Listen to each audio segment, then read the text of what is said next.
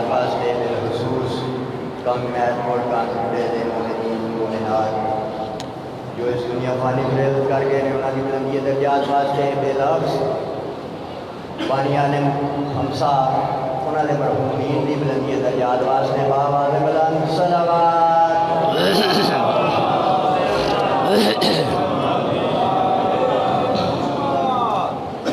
یوسف ادارہ حجت خدا سرکار صاحب العصر الزمان نے یہ ظہور واسطے باواز بلند صلوات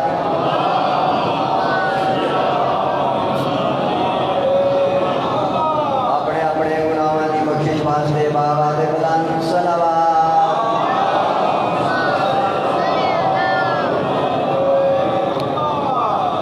اور جناب کے سامنے خطیب آل محمد شہنشاہ خطابت حجت الاسلام والمسلمین قبلہ محترم علامہ سید امداد حسین شرازی صاحب ذکر محمد و آل محمد بیان فرمان دے قبلہ کی عزت و سلامتی کے لیے باواز بلند صلوات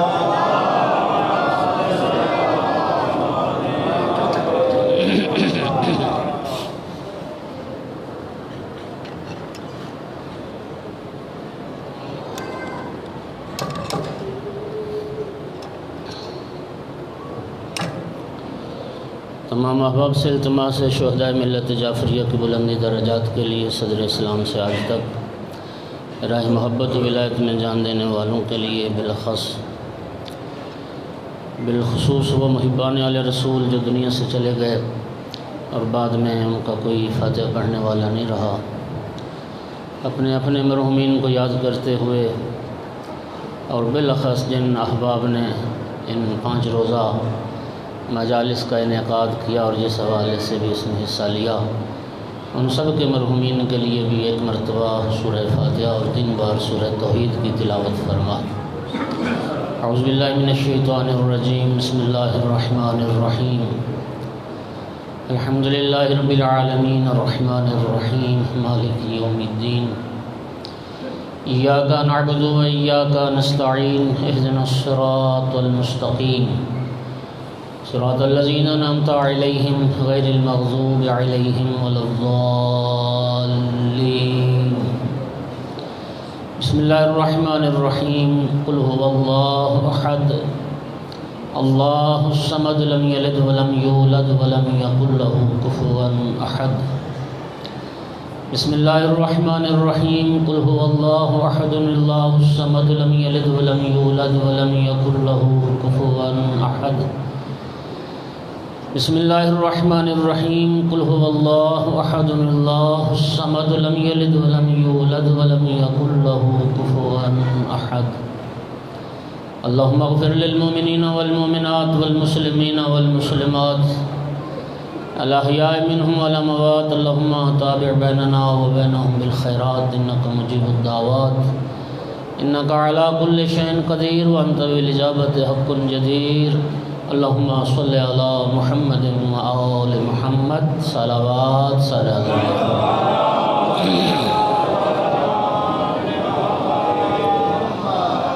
یوسف زہرا امام صاحب العصر علیہ السلام کے ظہور میں تعجیل کے لیے بھی بلند تر صلوات۔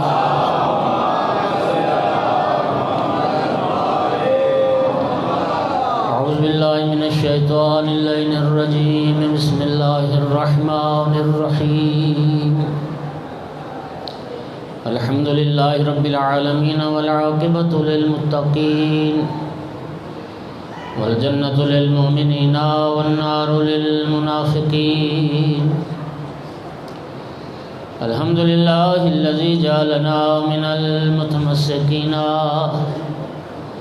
بولایت علی بن ابی طالب واولادہ المعصومین۔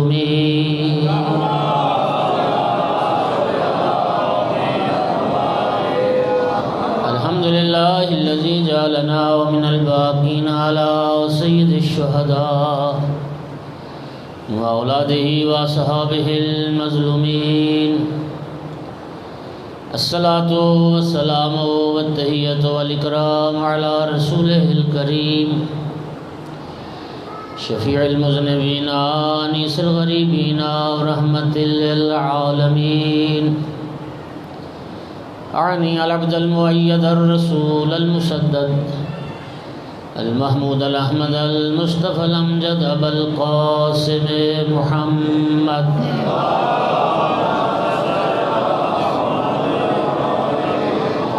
ثم الصلاة والسلام والتحية والإكرام على آله الطيبين الطاهرين المعصومين المنتجبين المنتخبين المظلومين واللعنة الدائمة على أعدائهم الملعونين من يوم عداوتهم إلى قيام يوم الدين وبعد يوم الدين. أما بعد، فقيل للصادق عليه الصلاة والسلام على ماذا بنيت أمرك يا ابن رسول الله؟ فقال عليه السلام على 4 أشياء صلوات.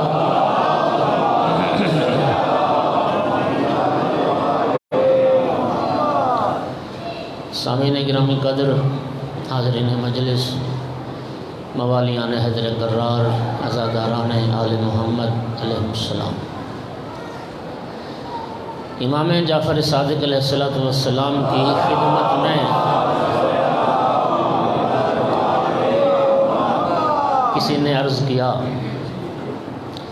یہ جو میں حدیث آپ کے سامنے پڑھ رہا ہوں، یہ حدیث مستدرک الوسائل میں بھی ہے اور مرحوم مجلسی نے بہار الانوار میں بھی اس کو ذکر فرمایا. چھٹے امام سے کسی نے پوچھا، فرزند رسول، علی ماذا بنیت امرک؟ فرزند رسول، آپ نے اپنی زندگی گزارنے کے کون سے اصول بنا رکھے ہیں اور آپ کن اصولوں کے مطابق زندگی بسر فرماتے ہیں؟ فقال علی 4 اشیاء. امام علیہ السلام نے فرمایا کہ میری زندگی گزارنے کے 4 اصول ہیں جن کے مطابق میں زندگی گزارتا ہوں. اب بظاہر امام علیہ السلام کا یہ جواب اس سائل کے لیے ہے جس نے سوال کیا، لیکن منصب امامت منصب ہدایت ہے، منصب راہبری ہے. حقیقت میں امام علیہ السلام کا یہ جواب قیامت تک آنے والے ہر اس فرد کے لیے ہے جو خود کو جعفری کہلانے پہ فخر محسوس کرتا ہے، جو جعفر صادق علیہ السلام کا شیعہ کہلانے پہ فخر کرتا ہے. آقا نے فرمایا میری زندگی گزارنے کے 4 اصول ہیں. میں اس امید اور اس توقع اور اس دعا کے ساتھ یہ اصول عرض کر رہا ہوں کہ اللہ رب العزت مجھے، آپ کو، ہم سب کو، پوری ملت کو ائمہ کی بتائی ہوئی ان تعلیمات کے مطابق عمل کرنے کی اور زندگی گزارنے کی توفیق عطا فرمائے. تو فرمایا میرا پہلا اصول زندگی کا یہ ہے، علمت ان عملی لا یعملہ غیری فاجتہدت. فرمایا مجھے علم ہے، یقین ہے اس بات کا کہ میرا عمل میرا غیر انجام نہیں دے گا، میں اپنے عمل کو بجا لانے کی خود کوشش کرتا ہوں. پہلا اصول عمل کے لیے کوشش کرنا. مولا امیر المومنین علیہ السلام نے فرمایا العمل شعار المومن. مومن کا جو شعار ہے، جو پہچان ہے، جو نعرہ ہے، وہ عمل ہے. مومن کا شعار عمل ہے. یعنی کیا مطلب؟ یعنی مومن گفتار کا غازی نہیں ہوتا، کردار کا غازی ہوتا. لیکن اللہ معاف کرے، ہماری حالت سب کی ایسے ہی ہے. اور جیسے اقبال نے کہا تھا نا جی کہ اقبال بڑا اپدیشک ہے، من باتوں میں موہ لیتا ہے، گفتار کا یہ غازی تو بنا، کردار کا غازی بن نہ سکا. اللہ ہمیں کردار کی توفیق عطا کر۔ نہج البلاغہ میں مولا امیر المومنین علیہ السلام کا ایک بہت خوبصورت جملہ، ایک صلوات پڑھیے ذرا سارے حضرات۔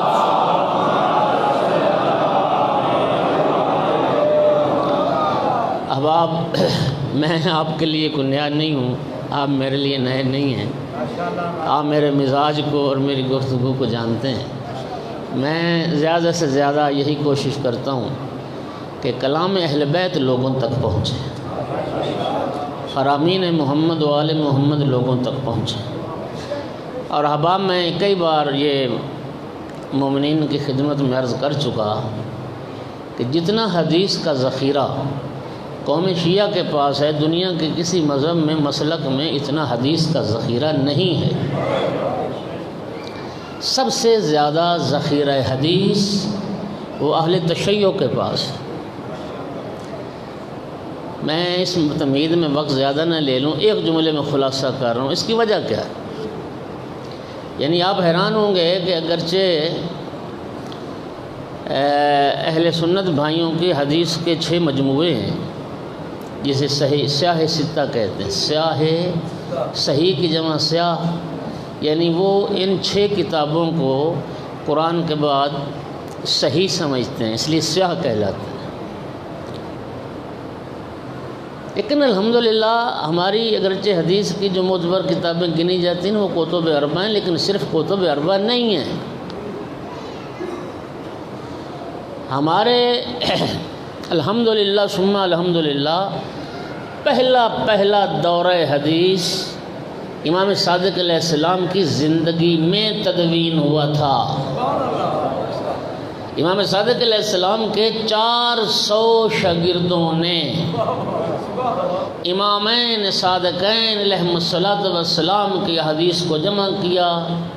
جو استفتاء ہوتے تھے، جو مسائل پوچھے جاتے تھے، ان کو سب کو جمع کیا۔ ہر شاگرد نے ایک حدیث کا مجموعہ اکٹھا کیا، ایک وہ اصل کہلائی۔ اس طرح 400 شاگردوں نے جو حدیث کی کتابیں تالیف کیں وہ اصول 400 کہلائے، 400 اصول، اور یہ 400 کتابیں حدیث کی امام صادق علیہ السلام کی زندگی میں تدوین ہو گئی۔ یہ پہلا دور حدیث ہے۔ اس کے بعد پھر محاسن برقی اور دوسری آئیں۔ پھر یہ جو کتب اربع ہے، ثقۃ الاسلام کلینی اور شیخ صدوق اور شیخ توسی کی جو تالیفات ہیں، یہ تیسرا دورہ حدیث ہے۔ اس کے بعد پھر الحمدللہ چلتا رہا سلسلہ۔ مرحوم مجلسی نے بہار کو لکھا، حر عاملی نے وسائل الشیعہ کو لکھا، پھر وسائل کے بعد مستدرک الوسائل لکھی گئی، وعلی ھذا القیاس ایک عظیم ذخیرہ۔ اب سوال یہ پیدا ہوتا ہے کہ اہل تشیع کے پاس حدیث کا خزانہ سب سے زیادہ ہے، باقی کسی مسلمان مکتبہ فکر کے پاس اتنی حدیث نہیں ہے۔ اس کی ایک بنیادی وجہ یہ ہے کہ سارے مسلمان ایک محمد کے کلام کو حدیث سمجھتے ہیں، ہم 14 کے کلام کو حدیث سمجھتے ہیں۔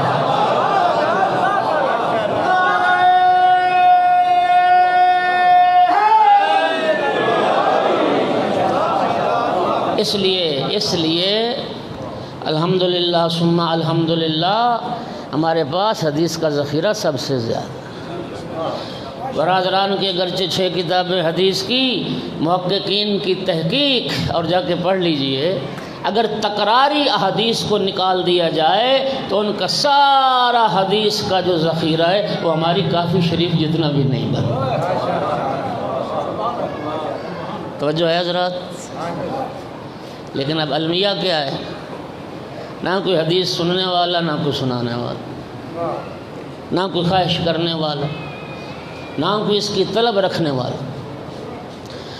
امام محمد باقر علیہ السلام کا ارشاد ہے، سرکار نے فرمایا، ذرا سننا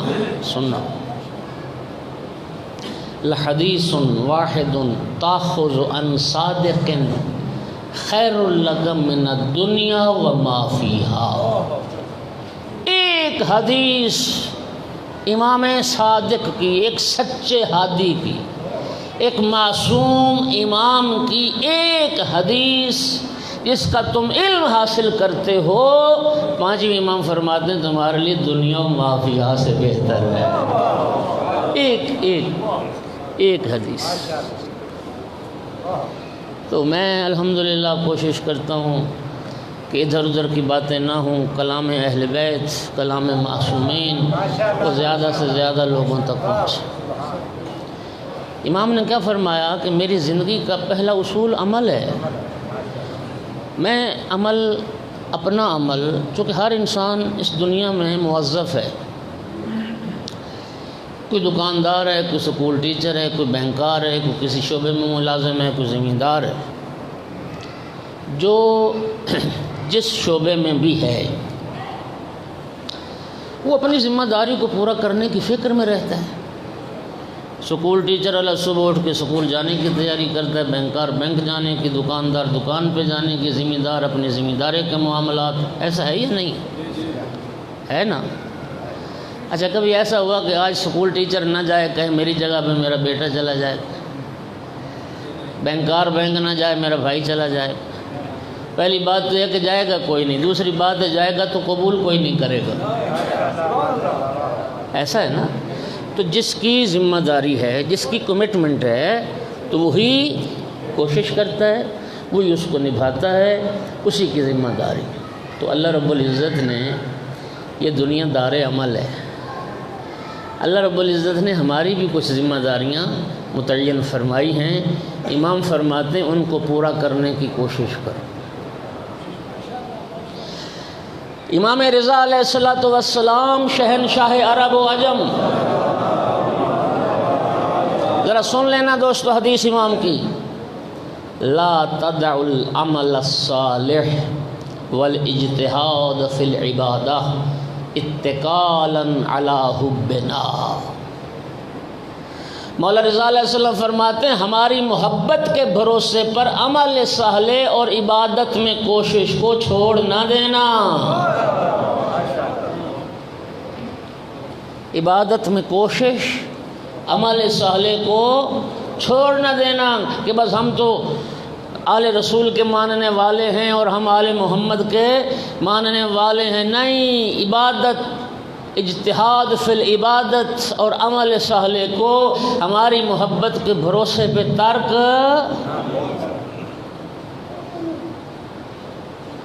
اور اگلا جملہ کیا فرمایا؟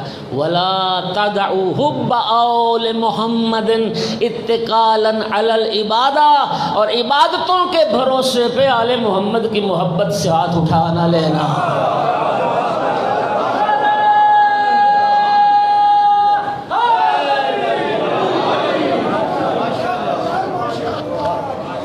محبت تمہیں بے عمل نہ بنائے، آل رسول کی محبت و ولایت کا عقیدہ تمہیں بد عمل نہ بنائے۔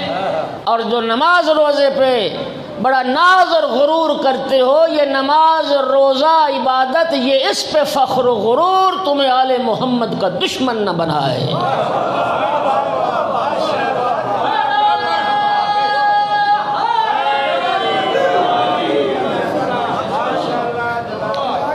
نہج البلاغہ میں، اللہ آپ کو سلامت رکھے سب کو، نہج البلاغہ سے جو مولا کا فرمان پڑھنے لگا تھا، فرمایا لا تکن ممن، یہ ذرا غور سے سنیے، میں کہتا ہوں جو شاہ ولایت کا کلام ہے نا، اصل ولایت وہی ہے، کوئی ہٹ کے اس سے۔ فرمایا لا تکن ممن یرجو الآخرۃ بغیر العمل، مولا علی فرماتے ہیں ان لوگوں میں سے مت ہونا جو آخرت کی جنت کی امید رکھتے ہیں عمل کے بغیر۔ ہائے ہائے، عمل کے بغیر آخرت کی جو امید رکھتے ہیں، تم ان لوگوں میں سے مت ہونا۔ یحب الصالحین ولا يعمل عملهم، ان لوگوں میں سے مت ہونا جو نیک لوگوں سے محبت کرتے ہیں لیکن خود نیک نہیں بننا چاہتے۔ نیک لوگوں سے محبت تو کرتے ہیں لیکن نیک لوگوں والا عمل خود کرنے کو تیار.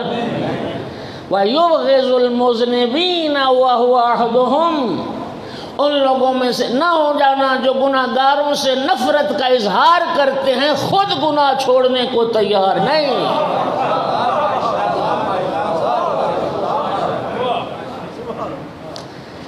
نعرے بڑے اونچے اونچے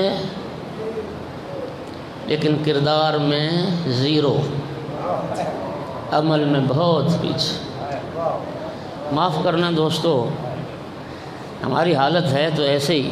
بہت پہلے میں نے جملہ کہا اور آپ دوستوں نے اس کو سراہا. اللہ ہمیں بندگی کی توفیق دے. ہمارا معاملہ ایسا ہے کہ جب عمل کی بات آئے نا، عمل کی، ایک صلوات پڑھیے ذرا سا.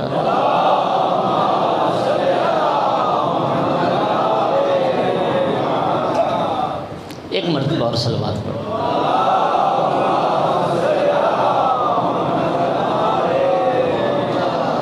بات عمل اور کردار کی ہو، توجہ چاہ رہا ہوں. جنت کی خواہش تو ہے ہر بندے کو، بولو ذرا. مکتبہ جتنے اسلام میں مکاتب فکر ہیں سب جنت دوزخ کا عقیدہ رکھتے ہیں. اور کوئی مسلمان جنت کی خواہش، کوئی مل سکتا ہے ایسا مسلمان جو جنت کی خواہش نہ رکھتا؟ تو جنت کی خواہش بھی سارے رکھتے. اور میرے محترم سامعین، خدا کے لیے میرے جملے پہ غور کرنا. جب مومن کے سامنے بات آتی ہے نا جنت کی، تو پھر مومن کہتا ہے جی جہاں علی وہیں ہم. بات عمل کیا ہے تو مومن کہتا ہے کہاں علی کہاں ہم. بات عمل کی ہو تو پھر کہاں علی کہاں ہم، اور بات جنت کی ہو تو پھر جہاں علی وہیں ہم. شیعتنا معنا فی الجنہ، یہ 7ویں امام کا، یہ 6ٹھے امام کا فرمان ہے. ہمارے شیعہ جنت میں ہمارے ساتھ ہوں گے، لیکن اہل بیت کے ساتھ وہی شیعہ جنت میں ہوں گے جو دنیا میں بھی اہل بیت کے ساتھ ہوں گے.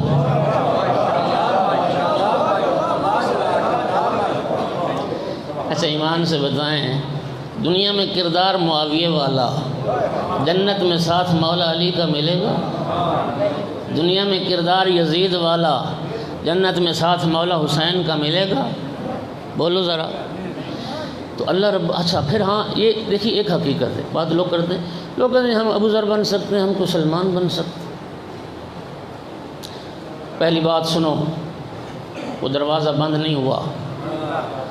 اس دروازے پہ ایک مجوسی چل کے آیا تو سرکار نے فرمایا سلمان منا اہل البیت. وہ دروازہ بند نہیں ہوا.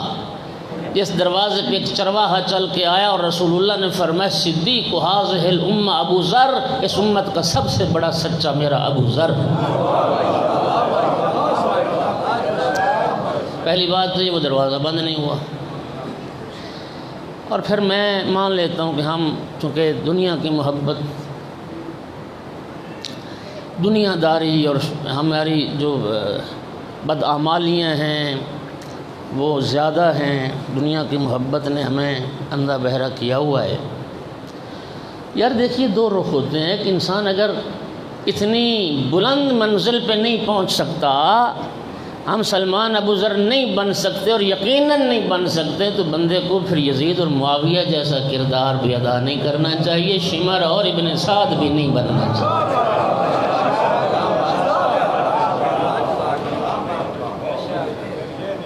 اس بلندی پہ نہیں پہنچ سکتا نا، تو پھر اس پستی میں بھی نہ جائے، کوشش کرے.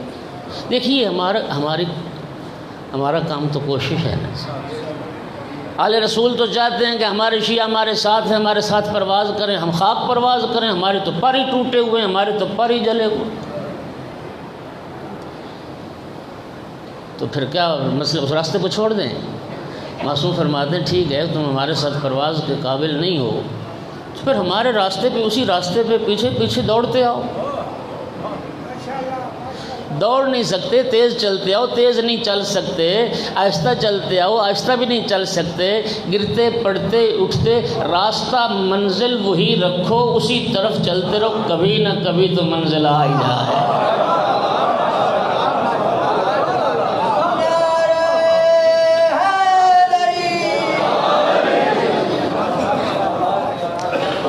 امیر المومنین علیہ السلام نے فرمایا الناس فی الدنیا بالاموال وفی الآخرت بالاعمال۔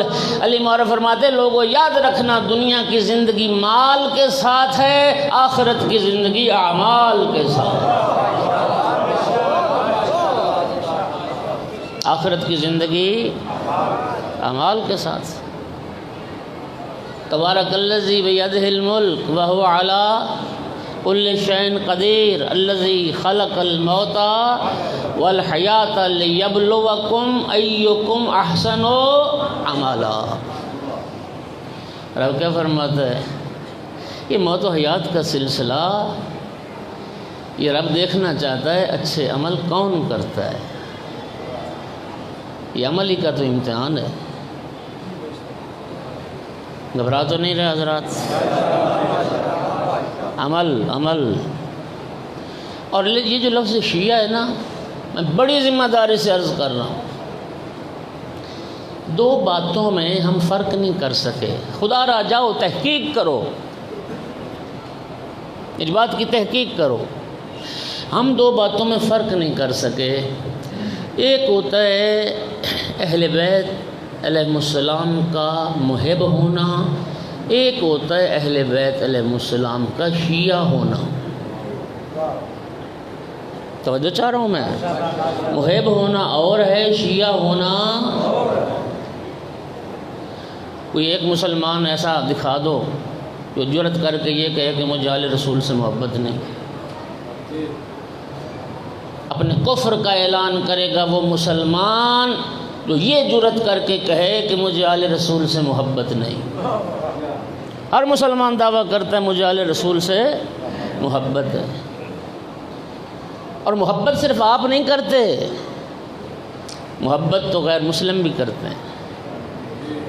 آل رسول سے محبت غیر مسلم کرتے ہیں، آل رسول سے محبت ہندو کرتے ہیں، اور کتنے ہندو شعراء ہیں جن کا کلام جو ہے ہمارے ممبروں سے پڑھا جاتا ہے، سکھ شعراء ہیں جن کا کلام پڑھا جاتا ہے، عرب ریاستوں کے کتنے عیسائی عرب شعراء ہیں، اور پورے دیوان ہیں ان کے، مولا امیر المومنین کی شان میں، مولا حسین علیہ السلام کی شان میں، عیسائی آل رسول سے محبت سبھی۔ عصر حاضر کا ایک عیسائی شاعر ہے لبنان کا، بولس سلامہ، اس کا دیوان ہے مولا امیر المومنین کے قصیدے اس نے لکھے عربی زبان میں۔ اس کے قصیدے کا مطلع ہے قد جل الحق فی المسیح حتی عد من فرط حبہ علویہ۔ کہتا علی کی محبت نے میرے سینے میں یوں جوش مارا، اب لوگ مجھے مسیحی نہیں کہتے، علی والا کہتے ہیں۔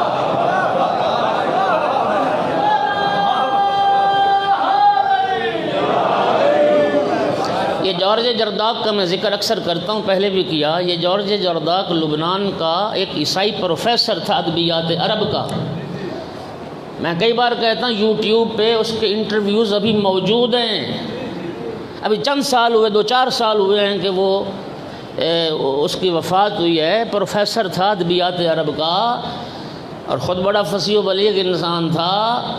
اس کی محبت کا، امیر المومنین علیہ السلام سے اس کی محبت کا یہ عالم ہے۔ کہتا ہے میں نے کلام علی نہج البلاغہ، اس نہج البلاغہ نے، میں کہتا ہے میں نے نوجوانی میں، میرے بھائی نے مجھے نہج البلاغہ لا کے دی تھی، میں نے جوانی میں پہلی بار اس کا مطالعہ کیا تھا، اور پوری زندگی میں نے 200 بار اس کا مطالعہ کیا ہے۔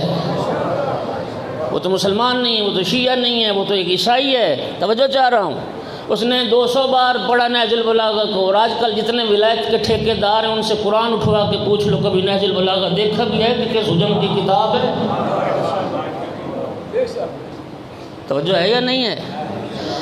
وہ جارج جرداق عیسائی کہتا ہے، عیسائی تو ظاہر حضرت عیسیٰ علیہ السلام کی وہ رسالت النبوت کا کلمہ پڑھتے ہیں تو ایک جگہ پہ کہتا ہے کہ ہائے ہائے، اگر میں کہوں کہ عیسیٰ علی سے افضل ہیں تو میرا دھرم اس بات کی اجازت نہیں دیتا، اور اگر میں کہوں کہ توجہ چاہ رہا ہوں حضرت عیسیٰ، توجہ چاہ رہا ہوں حضرت علی کو، معذرت چاہتا ہوں، حضرت علی کو اگر میں حضرت عیسیٰ سے افضل کہوں میرا مذہب اجازت نہیں دیتا، میرا دھرم اجازت نہیں دیتا، میں چونکہ کلمہ عیسیٰ کا پڑھتا ہوں، لیکن اگر عیسیٰ کو میں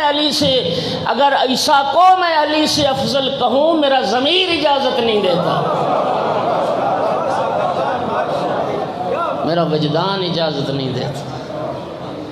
تو میں عرض کر رہا تھا کہ مولا علی علیہ السلام سے جو محبت ہے، پیار ہے، وہ تو غیر مسلم بھی کرتے ہیں، وہ تو ساری کائنات کرتی ہے، کمال سے محبت ہر کوئی کرتا ہے۔ محب ہونا اور ہے، شیعہ ہونا اور ہے۔ ایک عبدالحمید مہاجر نجف اشرف کے عالم دین تھے، بہت پائے کے خطیب بھی تھے، پوری دنیا عرب میں مجالس پڑھتے تھے۔ انہوں نے 10 جلدوں میں کتاب لکھی سیدہ طاہرہ صلوات اللہ علیہ کی سیرت پر، اس کا نام ہے اعلم انی فاطمہ۔ انہوں نے محب اور شیعہ کے فرق پہ بڑی تفصیل سے بحث کی ہے، اور ساری بحث کا جو نتیجہ ہے وہ ایک جملے میں، ایک لائن میں انہوں نے پیش کیا۔ وہ کہتے ہیں محب ہونا اور ہے، شیعہ ہونا اور ہے۔ محبت اہل بیت، توجہ کرنا، محبت اہل بیت، یہ لفظ لکھے ہوئے ہیں، محبت اہل بیت جمع اطاعت اہل بیت، نتیجہ شیعہ اہل بیت،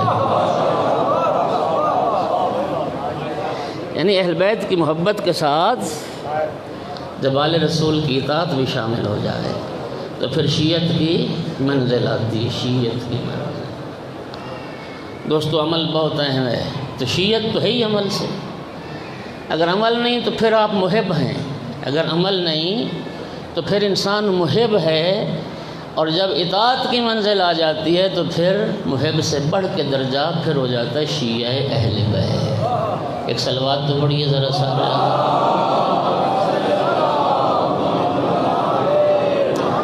سورہ مبارکہ والعصر، بچوں کو یاد ہے قرآن، والعصر ان الانسان لفی خسر۔ اللہ فرماتا ہے مجھے زمانے کی قسم، عصر کی قسم، تمام انسان خسارے میں، الا الذین آمنوا، وہ خسارے سے بچے ہوئے ہیں جو مومن ہیں، جو صاحبان ایمان ہیں، بس وعملوا الصالحات، جو مومن بھی ہیں اور عمل صالح بجا لاتے ہیں، نیک اعمال بھی بجا لاتے ہیں۔ اتنا بھی کافی نہیں خسارے سے بچنے کے لیے، وتواصوا بالحق، حق بات کی وصیت کرتے ہیں، وتواصوا بالصبر، اور لوگوں کو صبر کرنے کی تلقین کرتے ہیں۔ رب فرماتا ہے یہ خسارے سے بچ۔ پھر ایک مقام پر رب فرماتا ہے من عمل صالحا من ذکر او انثی فلنحیینہ حیاتا طیبہ۔ اللہ فرماتا ہے جو کوئی بھی مرد ہو یا عورت جو بھی عمل صالح کرے گا ہم اس کو پاکیزہ زندگی عطا کریں گے۔ عمل صالح کے نتیجے میں پاکیزہ زندگی عطا کریں۔ ان الذین آمنوا وعملوا الصالحات اولئک هم خیر البریہ۔ خیر البریہ، بہترین مخلوقات انسانوں میں سے کون ہے؟ اللہ فرماتا ہے ان الذین آمنوا وعملوا الصالحات، ایمان اور عقیدہ بھی درست ہے اور عمل صالح بجا لاتا۔ ایک صلوات پڑھی ہے سارے حضرات۔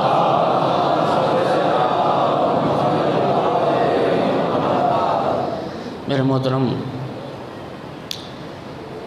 یقین کیجئے کہ مرجعہ میم رے جیم حمزہ ہے، مرجعہ،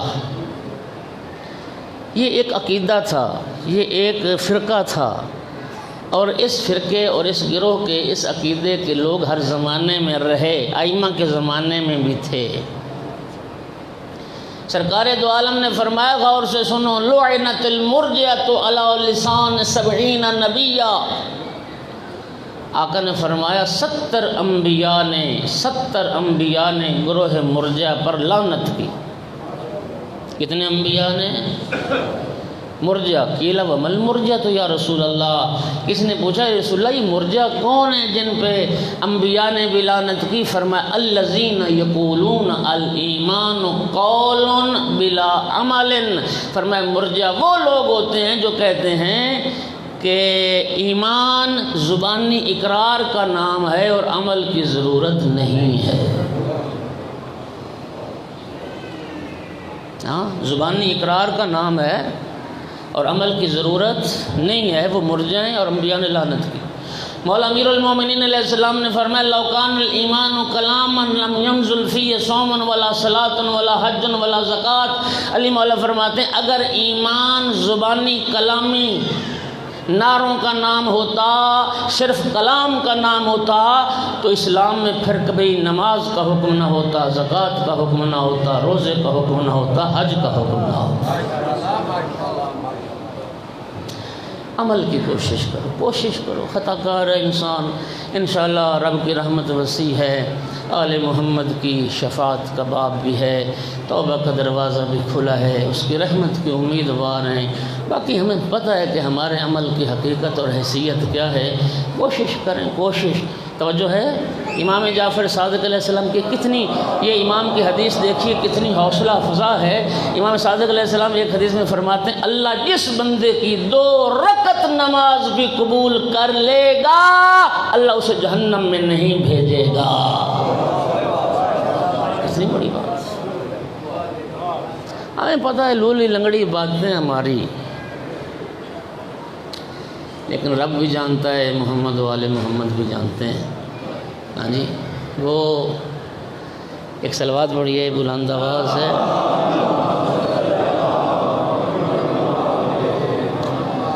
آیت اللہ العظمیٰ آغا ابو الحسن اصفہانی، آغا خوئی رضوان اللہ علیہ سے پہلے نجف کے جو بہت بڑے مرجع تھے، وہ داخل ہوئے نا حرم میں مسجد میں، تو ایک شخص کو دیکھا، دکاندار تھا کوئی اپنا، تو وہ بڑی جلدی نماز پڑھ رہا ہے، رکوع سجود کرتے کرتے، تو آقا نے فرمایا کہ میں اس کو تھوڑا متوجہ کروں کہ نماز اطمینان اور سکون سے پڑھنی چاہیے۔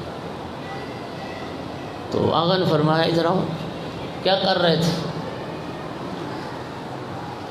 تو گھبرا گیا، کہنے لگا آقا میں جانتا ہوں کہ میری نماز جس طرح نماز ہوتی ہے نا وہ نہیں ہے، آقا میں تو صرف اس لیے آیا ہوں کہ میری حاضری لگتی رہے۔ آغا ابو الحسن اصفہانی، اس جملے نے ان کے دل پہ اتنا اثر کیا کہ روئے، اس بات کو سن کے روئے کہ اس دکاندار کی معرفت کتنی ہے۔ کہتا ہے بس میں اللہ کا طاغی باغی نہ بنوں، بس میری تو اتنی کوشش ہے کہ میری حاضری لگتی رہے، باقی جو نماز ہے حقیقی وہ کون پڑھ سکتا۔ بس دوست یہی کوشش کریں کہ حاضری لگتی رہے اس کی بارگاہ۔ اور تقویٰ ہے یہی، تقویٰ کی تفسیر مولا امیر سے پوچھی گئی، مولا امام المتقین ہیں یا نہیں؟ ہاں، تو تقویٰ کی تفسیر پوچھی گئی، آقا نے فرمایا اللہ یفقدک حیث امرک ولا یراک حیث نہاک۔ فرمایا تقویٰ یہ ہے جہاں سے اللہ نے غیر حاضر رہنے کا حکم دیا ہے وہاں پہ تمہیں حاضر نہ پائے، اور جہاں حاضر رہنے کا حکم دیا ہے وہاں سے تجھے غیر حاضر نہ پائے۔ یہی تقویٰ۔ اور دوستو اگلی بات بھی سنو، حشر نشر برحق ہے، موت برحق ہے، سوال منکر نکیر حق ہے، اور یاد رکھنا تجسم اعمال کا عقیدہ بھی حق ہے۔ سرکار دو عالم صحابہ کرام کے درمیان تشریف فرما تھے، ایک عربی آئے ناقہ پہ سوار ہو کے، ناقہ پہ بیٹھے بیٹھے آقا کو سلام کیا، سرکار نے سلام کا جواب دیا، عرض کرتا یا رسول اللہ میں دور سے آیا ہوں، میرا سفر طولانی ہے، میں نے واپس بھی جانا ہے۔ یا رسول اللہ میرے پاس زیادہ وقت نہیں ہے، مجھے تھوڑے سے وقت میں اسلام سمجھا دیں، اسلام کیا ہے۔ سرکار نے ان 2 آیات کی تلاوت فرمائی، فَمَن يَعْمَلْ مِثْقَالَ ذَرَّةٍ خَيْرًا يَرَهُ وَمَن يَعْمَلْ مِثْقَالَ ذَرَّةٍ شَرًّا يَرَهُ۔ فرمایا رب قرآن میں فرماتا ہے جس نے ذرہ برابر ذرہ خیر کو انجام دیا، نیکی کو انجام دیا۔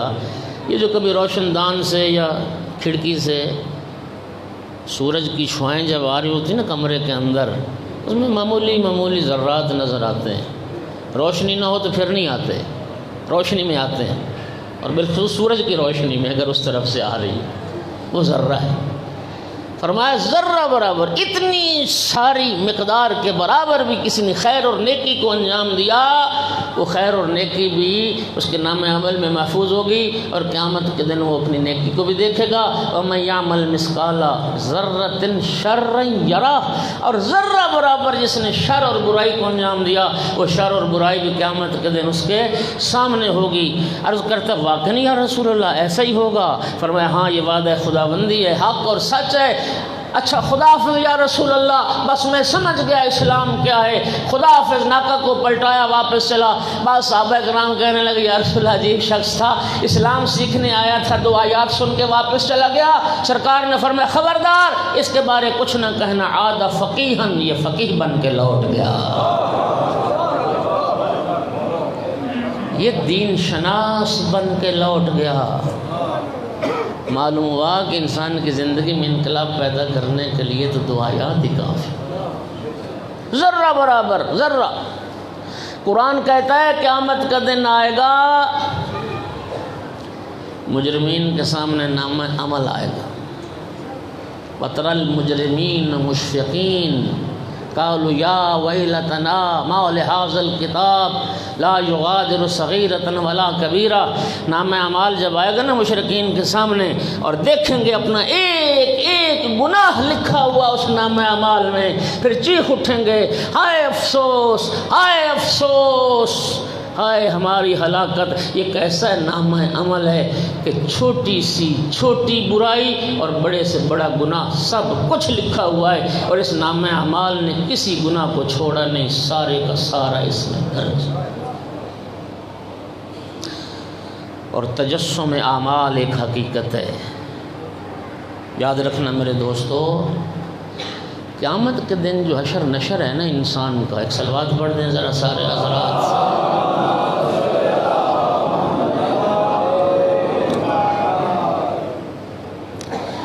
وہ حشر و نشر انسان کے عمل اور کردار کی بنیاد پر ہے۔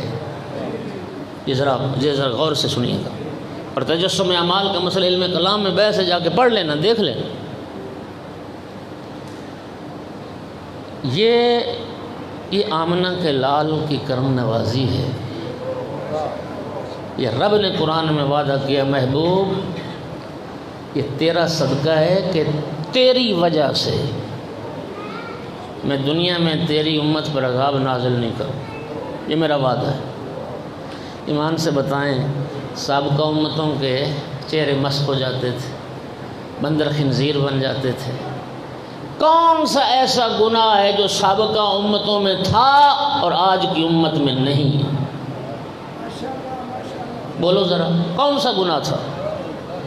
شراب نہیں پیتے لوگ، زنا نہیں کرتے لوگ، ڈاکے نہیں ڈالتے لوگ، سود نہیں کھاتے لوگ، حرام نہیں کھاتے لوگ۔ کون سا گناہ ہے جو سابقہ امتوں نے کیا ہو اور آقا کی امت میں وہ گناہ نہ ہو؟ انہیں فوری سزا ملتی تھی، بندر خنزیر بنتے تھے، مسخ ہوتے تھے۔ آج کیوں نہیں ہوتی؟ یہ صرف حسنین کے نانا کا کر، یہ سرکار دو عالم کے وجود کی برکت ہے کہ رب ہماری شکلیں مسخ نہیں کرتا، ورنہ حقیقت میں آج بھی وہ روایت بڑی معروف آپ نے سنی ہوئی۔ ابو بصیر امام جعفر صادق علیہ السلام کے صحابی تھے، حج کا موقع تھا۔ یار تھکی صلوات تو نہ پڑھے نا، ذرا خوش ہو کے جوش سے۔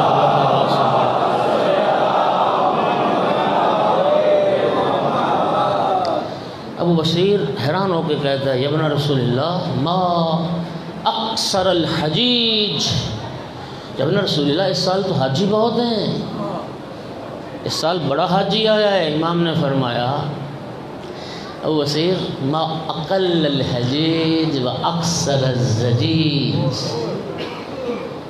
ابو بصیر حاجی بہت تھوڑے ہیں، یہ جانوروں کی چیخ و پکار ہے جو بہت زیادہ ہے. فرزند رسول میں سمجھ نہ پایا. امام علیہ السلام نے آنکھوں پہ ہاتھ پھیرا، چشم بصیرت واہ ہو گئی. اب جو چشم بصیرت کھلی، ابو بصیر نے کیا دیکھا؟ کوئی کتا، کوئی خنزیر، کوئی گدھا، کوئی بندر، کوئی کسی شکل میں طواف کر رہے ہیں. کوئی انسان ہے. فرمایا یہ جانوروں کی چیخ و پکار زیادہ ہے، حاجی تو کوئی. بات سمجھو. یوم ینفخ فی الصور فتأتون افواجا. رب قرآن میں فرماتا ہے، آپ ہماری بہت بڑی تفسیر ہے، تفسیر مجمع البیان. صاحب مجمع البیان نے اس آیت کے ذیل میں یہ روایت ذکر کی کہ جب یہ آیت نازل ہوئی نا، یوم ینفخ فی الصور فتأتون افواجا، کہ جس دن سور پھونکا جائے گا، لوگ گروہ در گروہ میدان محشر میں وارد ہوں گے. اللہ جانتا جب یہ آیت نازل ہوئی نا تو سرکار دو عالم بلند آواز سے رونے لگ گئے، بلند آواز سے گریہ فرمانے لگ گئے. یا رسول اللہ کیا ہوا؟ گریہ کیوں فرما رہے ہیں؟ رو کیوں رہے ہیں؟ آقا نے ارشاد فرمایا کہ یہ جو آیت آئی ہے کہ جس دن سور پھونکا جائے گا اور لوگ گروہ در گروہ قبروں سے اٹھیں گے، میدان محشر میں پہنچیں گے، فرمایا یہ کوئی اور امت نہیں ہوگی، یہ میری امت کے لوگ ہوں گے جو 10 گروہوں میں معشور ہوں گے. پہلا گروہ سرکار کی حدیث ہے، فرمایا کچھ لوگ ایسے ہوں گے جو بندر کی شکل میں قیامت کے دن اٹھیں گے. یا رسول اللہ وہ کون لوگ ہوں گے؟ یہ میں بعد میں عرض کرتا ہوں. 10 گروہ، کچھ بندر کی شکل میں اٹھیں گے، کچھ خنزیر کی شکل میں اٹھیں گے، کچھ لوگ ایسے ہوں گے جن کے ہاتھ پاؤں کٹے ہوں گے، کچھ لوگ ایسے ہوں گے جن کے منہ سے ایسی بدبو اور پیپ بہ رہی ہوگی کہ محشر والے پناہ مانگیں گے، کچھ لوگ ہوں گے جنہیں جہنم کے جو درخت ہیں ان کے ساتھ سولی پہ لٹکایا جائے گا، کچھ لوگ ہوں گے جنہیں آگ کا لباس پہنایا جائے گا، کچھ لوگ ایسے ہوں گے جو منہ کے بل، سر کے بل زمین پہ چلتے ہوئے میدان محشر میں آئیں گے، کچھ لوگ ایسے ہوں گے جو اپنی زبانوں کو چباتے ہوئے اور کاٹتے ہوئے میدان محشر میں آئیں گے. سرکار رو رہے تھے. پھر لوگوں نے پوچھا صحابہ کرام نے، یا رسول اللہ یہ آپ کی امت کے جو لوگ ہوں گے یہ ان کا کیا کردار ہوگا، کیا ان کا کام اور عمل ہوگا، کون سے لوگ کس عمل کی وجہ سے ان شکلوں میں محشور ہوں گے؟ تو سرکار نے فرمایا وہ لوگ جو بندر کی شکل میں محشور ہوں گے، فرمایا وہ چغل خور طبقہ. ادھر کی بات سنی ادھر کی سنی ادھر، بھائیوں کو لڑا دیا، بہن بھائی کو لڑا دیا، باپ بیٹے میں نفرت، شوہر بیوی میں نفرت پیدا کر دی، چغلی کھانے والے اور چغلی اٹھانے والے. فرمایا یہ لوگ قیامت کے دن بندر کی شکل میں محشور ہوں گے، اس کردار کے مطابق انہیں شکل عطا کی جائے گی. یا رسول اللہ وہ لوگ جو خنزیر کی شکل میں اٹھیں گے وہ کون ہوں گے؟ فرمایا اہل السحت، حرام کھانے والے، حرام خور، خنزیر کی شکل میں محشور. جو سر کے بل چلتے ہوئے میدان قیامت میں آئیں گے وہ کون لوگ ہوں گے؟ فرمایا سود کھانے والے، سود خور لوگ سر کے بل چلتے ہوئے میدان محشور. یا رسول اللہ وہ کون لوگ ہوں گے جن کے ہاتھ پاؤں کٹے ہوں گے؟ فرمایا ہمسائے کو، پڑوسی کو اذیت دینے والے، پڑوسی کو دکھ دینے والے. جی ہمسائے میں پتہ ہے کوئی بیمار ہے، کوئی مریض ہے، کسی کو راحت کی ضرورت ہے، بلند آواز سے گھر میں ڈک لگا کے بیٹھا ہے، بلند آواز سے 4 گھروں کو چین اور سکون ہی نہیں کرنے دے رہا. نہ رسول اللہ فرماتے ہیں، مولا علی کا جو آخری خطبہ ہے نا، جو بستر شہادت پر مولا نے دیا، اس میں مولا نے اولاد کو وصیت فرمائی، اللہ اللہ فی جرانکم، خدا را ہمساؤں کے حقوق کا خیال رکھنا۔ میں نے سرکار دو عالم سے یہ سنا تھا، رسول اللہ نے فرمایا کہ اللہ رب العزت نے پڑوسیوں کے حقوق کے بارے میں اتنی تاکید کی، جبرائیل اتنی تاکید لے کے آئے رب کی طرف سے، مجھے خطرہ محسوس ہوا کہ کہیں اللہ ہمسایوں کو میری میراث میں شریک نہ بنا دے،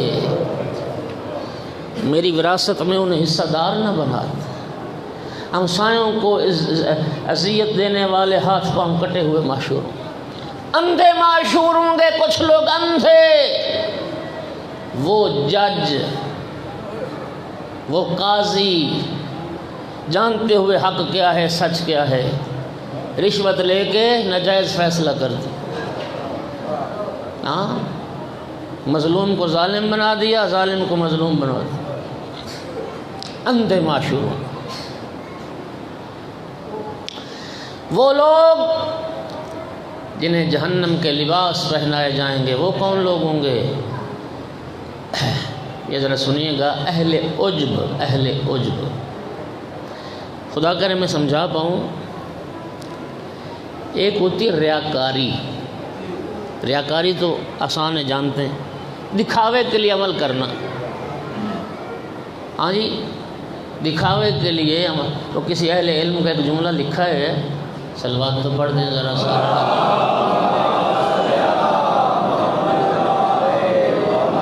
کہتے اکیلے تھے مسجد میں، اکیلے نماز پڑھ رہے تھے، قدموں کی آہٹ ہوئی، دروازہ کھلنے کی آہٹ ہوئی، جیسے کوئی مسجد میں داخل ہوا تو وہیں نماز کی کیفیت بدل گئی۔ ہاں، پہلے اور طریقہ تھا، اب یہ سمجھا کوئی انسان دیکھ رہا ہے تو اب بڑے مخارج کے ساتھ اور بڑے لمبے رکوع سجود کے ساتھ پلٹ کے دیکھا تو ایک بلی داخل ہوئی مسجد، اپنے آپ پہ لعنت کر کے کہتا ہے، لعنت ہو تجھ پر، تیرا ایمان یہی ہے، رب کے لیے جو نماز پڑھی وہ کیسے تھی، بلی کے لیے جو پڑھی وہ کیسے۔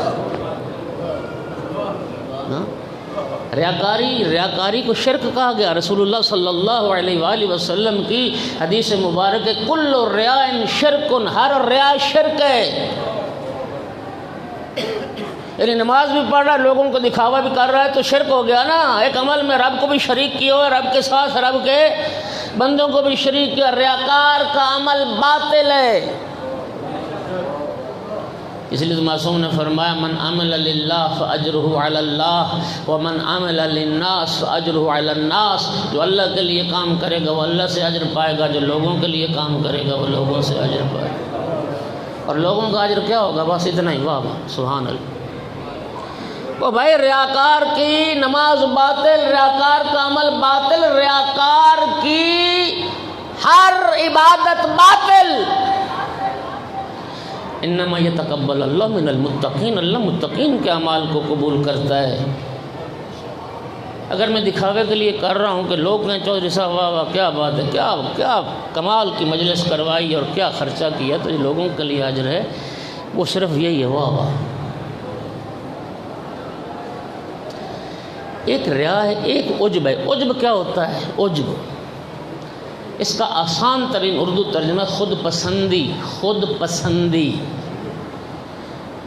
یعنی انسان یہ سمجھے میرے جیسا تو ہے ہی کوئی، ہاں، پورے کنگ میں میرے جیسا تو نمازی کوئی نہیں، میرے جیسا تو ماتمی کوئی نہیں، میرے جیسا تو عزادار ہی کوئی نہیں، اپنے اعمال پہ فخر کرنے والا، میں تو شب زندہ دار ہوں جی، میں تو تہجد پڑھتا ہوں، میں تو خمس زکوٰۃ دیتا ہوں، اپنے اعمال پہ فخر کرنے والا جہنم کی آگ کا لباس پہنایا جائے۔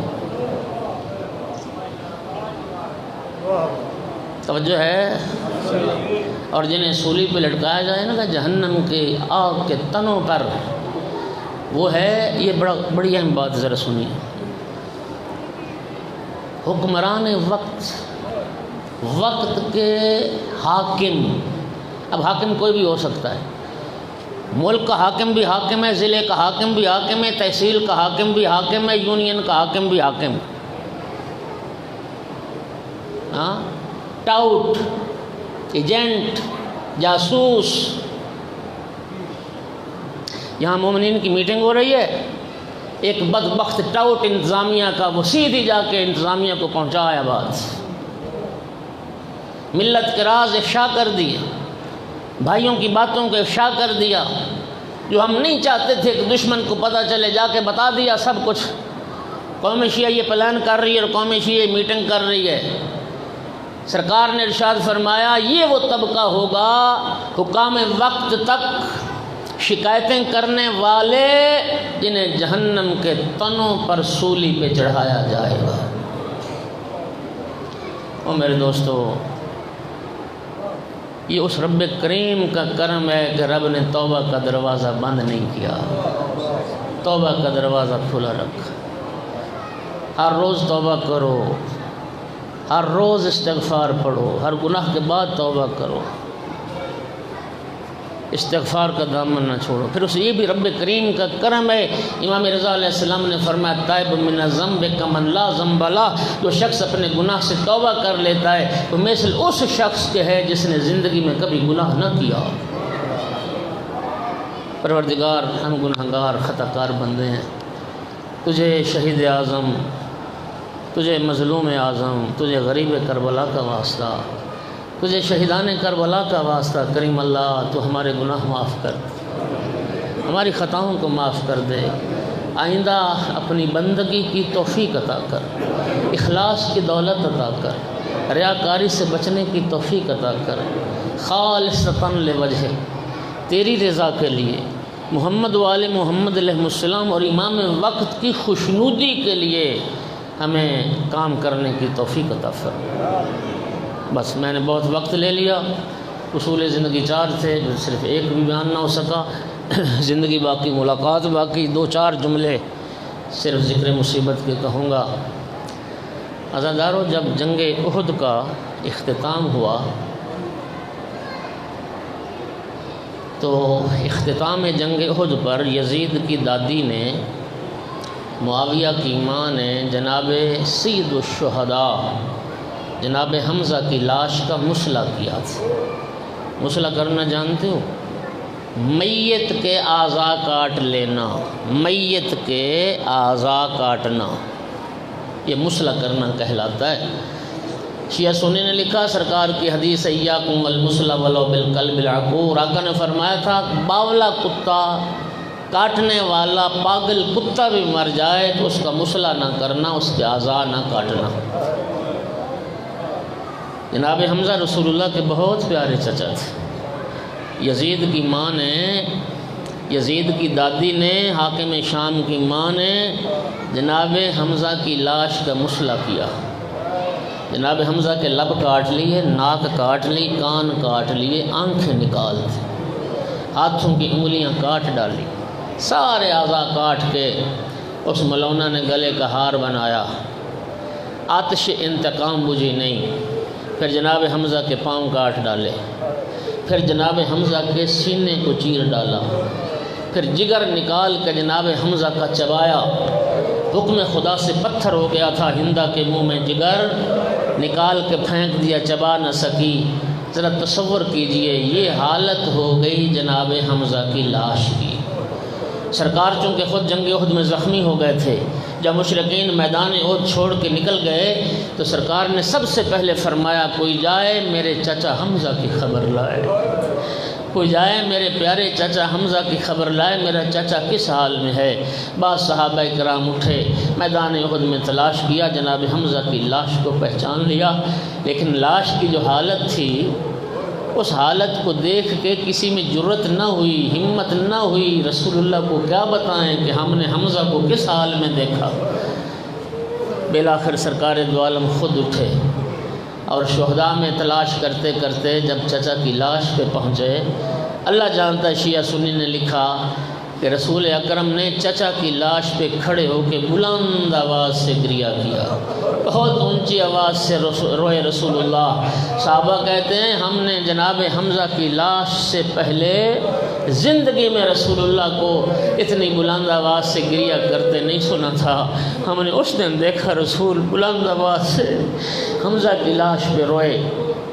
شہدائے احد کی خبر مدینے پہنچی، وہاں پہ جناب حمزہ کی سگی بہن، رسول اللہ کی سگی پھوپھی جناب صفیہ کو جب پتہ چلا نا کہ میرا بھائی حمزہ مارا گیا تو پھر صفیہ مدینے بیٹھ نہیں سکی، کنیزوں کو ساتھ لیا، میدان احد کا رخ کیا۔ سرکار چچا کی لاش پہ کھڑے تھے، دور سے اپنی پھوپھی کو آتے ہوئے دیکھا، اپنے صحابہ ساتھیوں سے فرمایا میرے ساتھیوں میری پھوپھی آ رہی ہے، اب آئے گی سیدھی اپنے بھائی حمزہ کی لاش پر، لیکن میرے بھائی کی لاش اس قابل نہیں ہے، میرے چچا کی لاش اس قابل نہیں ہے کہ کوئی بہن بھائی کو اس حال میں دیکھ کے برداشت کرے، اور میرے ساتھیوں کسی کے پاس کوئی چادر ہو تو میرے چچا کی لاش میرے چچا کی لاش چھپا دو تاکہ بہن بھائی کو اس حال میں نہ دیکھے۔ ازادار ایک چھوٹا سا ٹکڑا ملا کپڑے کا، سر و سینہ پہ ڈالتے تھے تو پاؤں اور پنڈلیاں ننگی رہ جاتی تھیں، اور پنڈلیوں کو ڈھانپتے تھے تو سر و سینہ ننگا رہ جاتا تھا۔ سرکار نے فرمایا یہ چادر سر و سینہ پہ ڈال دو، پتے اور گھاس اکٹھے کر کے پنڈلیوں پہ ڈال دو تاکہ بدن چھپ جائے۔ جناب صفیہ قریب پہنچ گئی، رسول اللہ نے آگے بڑھ کے جناب صفیہ پھوپھی کے پاس گئے اور عرض کی پھوپھی اماں میں جانتا ہوں آپ آئی ہیں اپنے بھائی حمزہ کی لاش پہ رونے، لیکن پھوپھی اماں میں آپ کو آپ کے بھائی کی لاش پہ لے جاتا ہوں، لیکن مجھ سے وعدہ کریں کہ بھائی کی لاش سے چادر نہیں ہٹائیں گے، آپ بھائی کی لاش سے چادر نہیں ہٹائیں گے۔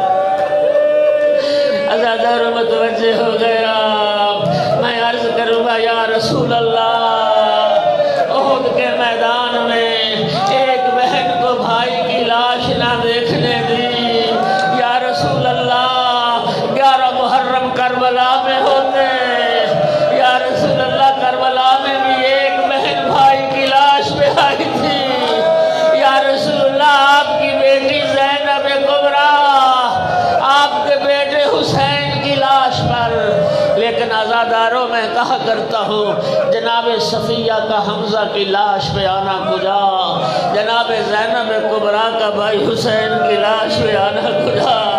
عزاداروں جب صفیہ آئی تھی سر پہ ردا موجود تھی، اور جب رسول کی بیٹی آئی تھی برہنہ سر تھی، اور جب صفیہ آئی تھی ہاتھ آزاد تھے، اور جب علی کی بیٹی آئی تھی ہاتھوں میں رسیاں تھیں،